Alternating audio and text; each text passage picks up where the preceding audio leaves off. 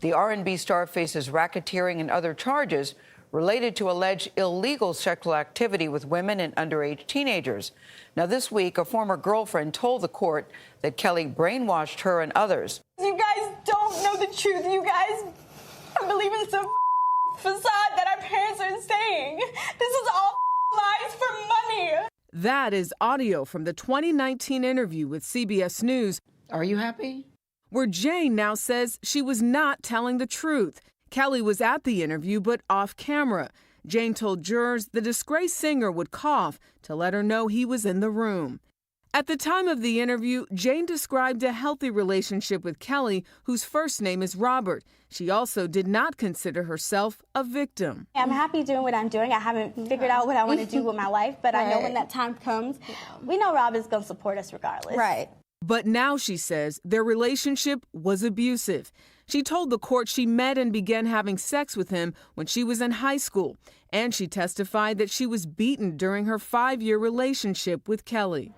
Similar allegations against the now 54-year-old go back many years, but gained worldwide attention after the 2019 documentary series Surviving R.Kelly. Either you're not getting food or you took a beating. Jane says Kelly told her this series was filled with lies and he didn't allow her to watch it. Federal prosecutors claim the R&B singer ran a criminal enterprise involving the sex trafficking of women and underage girls. Kelly has pleaded not guilty to all charges. Have you ever had sex with anyone under the age of 17? No. Never? No. He absolutely has to. He's looking at mandatory minimum sentences that are huge amounts of time. Priya Sapori is an attorney with several years of experience in crimes against children. You've heard from Jane, for example, establishing that, yes, they traveled across state lines. Yes, they were coerced and unable to leave. Yes, they were in fear of their lives. That is a tough place for defense counsel and for defendant to be.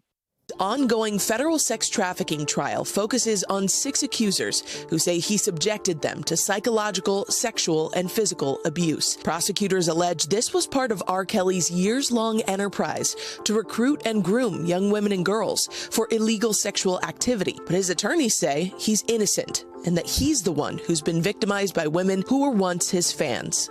Here are some of the biggest moments from the trial thus far. A former tour manager for R.Kelly, Demetrius Smith, spoke about the artist's marriage to Aaliyah, who became a child bride at just 15 years old.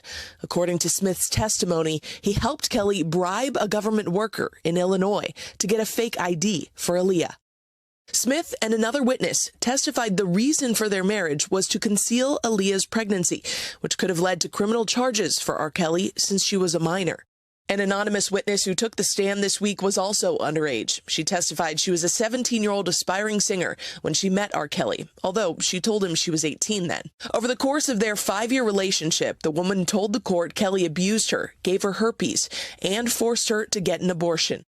The anonymous woman told the court she eventually became one of R.Kelly's live-in girlfriends and says she was expected to abide by a strict set of rules.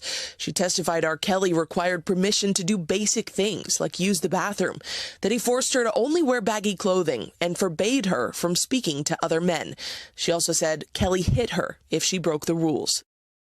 Another accuser, Geronda Pace, testified to a similar pattern of abuse when she took the stand last week, just days before her due date, according to her social media. Pace wept as she described the nature of her sexual relationship with R.Kelly that started when she was just 16 years old. Like the other witness, Pace also testified Kelly subjected her to strict rules, beat her when she didn't comply, and gave her herpes. There's a bit of nuance when it comes to the crimes R.Kelly is charged with. He's not charged with individual crimes related to these accusers' accounts. Instead, prosecutors are trying to convince the jury that they were victims of a larger sex trafficking scheme. R.Kelly is facing 1 count of racketeering and 8 sex trafficking charges related to violations of the Mann Act, which criminalizes the transportation of, quote, any woman or girl for the purpose of prostitution or debauchery or for any other immoral purpose. Throughout the trial, Kelly's legal team has attempted to portray the accusers as, quote, disgruntled groupies who are, quote, dying to be with him. On cross-examination, his defense attorney accused Jerronda Pace of stalking him, a claim she denied in court. He's pleaded not guilty to all 9 charges presented in this federal trial, as well as additional sex crime charges in Illinois and Minnesota. Kelly faces 10 years to life in prison if convicted on all counts in this case. He also has criminal cases pending in Illinois and Minnesota. Again, he denies all allegations against him.